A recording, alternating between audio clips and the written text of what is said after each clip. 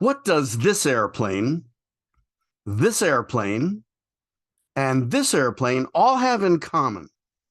Let's find out on Celebrating Aviation with Mike Mashat. Revisited. What we do with these episodes is we bring back a program from early in the history of the channel. We add new photos, new content, new narration, and just refresh the overall program. And this allows our new recent subscribers to see this that they would otherwise miss. So let's dive in. What these three airplanes all have in common is they all made their first flight in 1947. It was a very good year. It was a good year for me. I was born on September 16th, 2 days before the United States Air Force became a separate branch of the U.S. Armed Forces. And 1 month before this gentleman, Captain Chuck Yeager, flew this airplane into the history books by breaking the sound barrier and flying Mach 1 for the very first time. Oh, here come the comments. I knew it. Yeah, North American test pilot George Welch flew the F-86. That's the airplane that made the sonic boom that morning. I'll save that for another episode called Aviation Myths.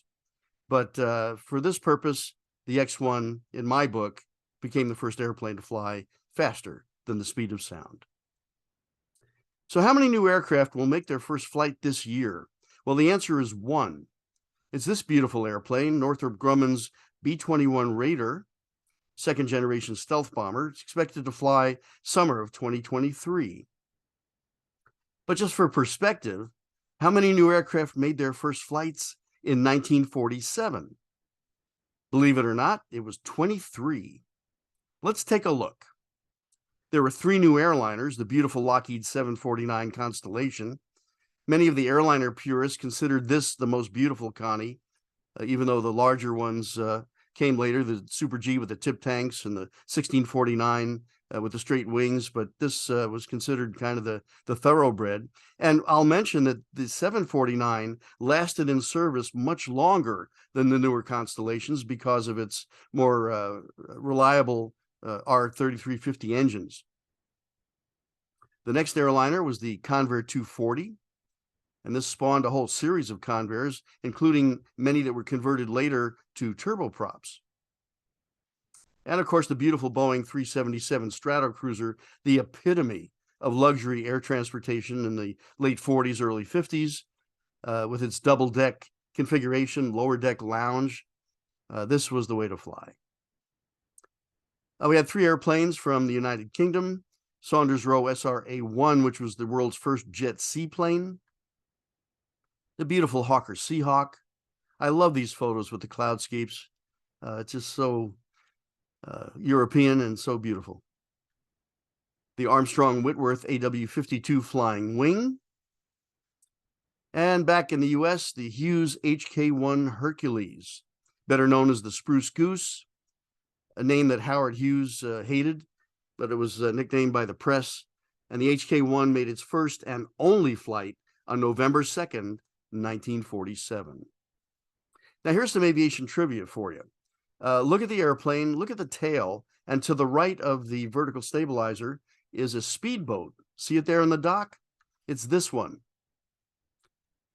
Well, when the Hughes HK-1 was put into its hermetically sealed hangar at this location a year or 2 later, and it remained in that hangar until after Hughes's death in 1976. But the speedboat was sold to a Hollywood studio, and it became PT-73, the PT boat in the TV show McHale's Navy. There's your barbed trivia. Here's another machine that wound up in a TV show, the Bell Model 47. And of course, this spawned the series Whirlybirds, although that was a Model 47G. North American's B-45 Tornado, America's first operational jet bomber. This was the first in a series of consecutively numbered bombers. Let's see what they are. The Convair XB-46, Boeing XB-47, and Martin XB-48. These 3 airplanes were competing for an Air Force contract, obviously won by the B-47 Stratojet. Much had the speed advantage with the swept wing. But I want to show you something very interesting. Take a good look at the XB-48. And I'm now going to show you an airplane that was considered really futuristic at the time, and here's why.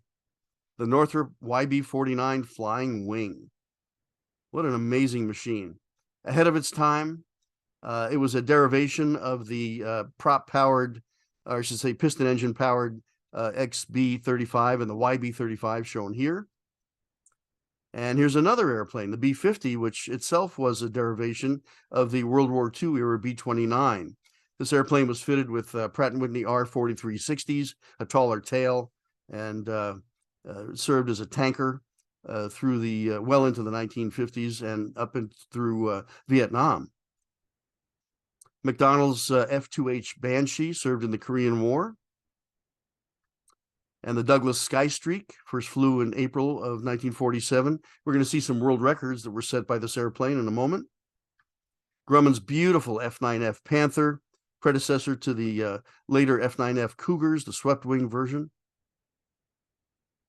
And North American's XF-86, first of the Sabre series, first flew October 1st, 1947. Interestingly enough, the MiG-15, the F-86's nemesis and arch rival in the Korean War, flew in December of 1947, as did the Antonov An-2, another airplane from the then Soviet Union. The Fairchild C-119 flying boxcar, the Grumman SA-16 Albatross. Wait a minute, I think I have a better illustration of the Albatross. Yeah, there we go. You didn't think I was going to post a video without a model box top, did you? An honorable mention goes to a very special airplane, one of my favorites, the Beech Bonanza.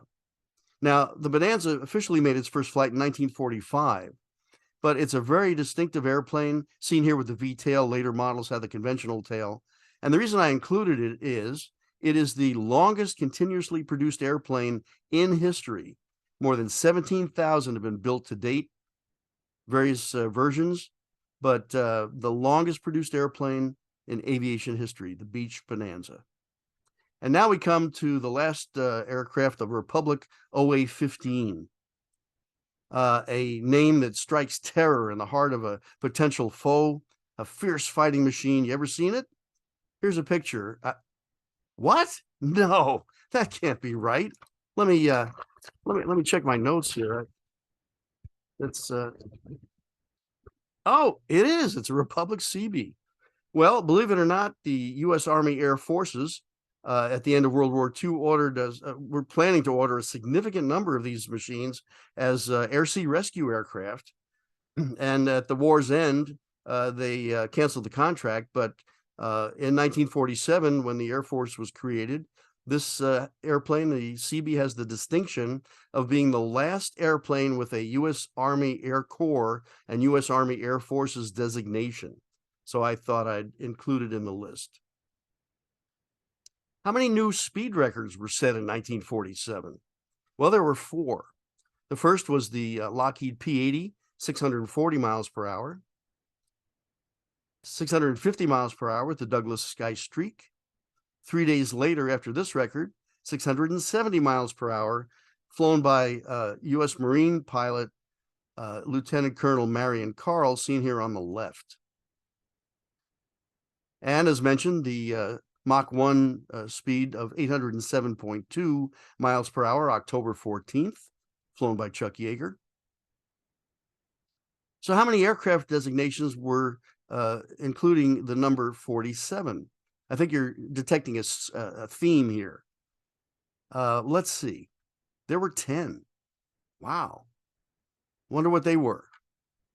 The Bell Model 47, the Boeing B-47, Douglas C-47, Boeing helicopters CH-47 Chinook, Republic F-47, which was the U.S. Air Force designation, North American's O-47 observation airplane, the original Republic P-47 Thunderbolt designation of World War II, Northrop Grumman's X-47B, UAV, remotely piloted aircraft in use today with the Navy, Boeing 247, and of course the Boeing 747.